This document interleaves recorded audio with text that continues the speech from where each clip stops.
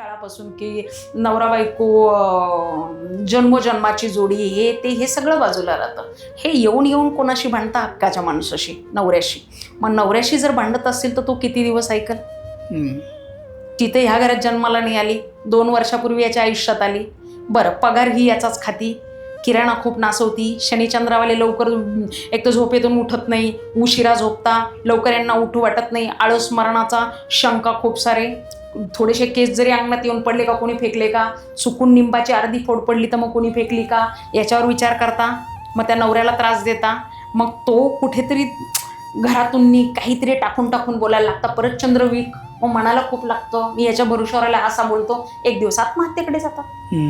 आत्महत्या करायला मजबूर होतात.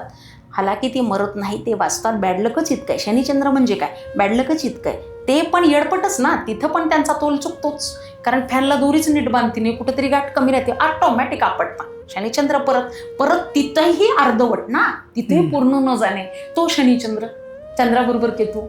मग ह्या गोष्टी मग इथं कळतं की कुठेतरी डिप्रेशनमध्ये हे लोक येतात. आता ज्यांचं सांगितलं त्यांचं तसं नाही, पण एकूण ओघाणी गोष्टी कशा येतात. यांना काय दिले? खूप भीती, त्याच्यात झालं कर्ज, दोघांचं लव्ह मॅरेज, मागचे लोक सपोर्टला नाही. आलं लक्षात तुझ्या? लव्ह मॅरेज असल्यामुळे. हां, मग मागचे लोक सपोर्टला नाही म्हटल्यावर तिशी तोच समजायचा खरा. फक्त जन्मतारीख जन्मवेळ द्यायची, आपलं काहीच सांगायचं नाही. बरं, तो काय ओळखतो त्याने 60% जरी पत्रिका जर बरोबर ओळखली तर हा ज्योतिषी समजायचं, अन्यथा नाही. तू जर समोर जाऊन सांगत बसणार आहे तर त्याला काहीतरी उत्तर देईल ना तो. अंदाजे त्याला त्याचे 51 रुपये खरे करायचे ना. लक्षात आलं का?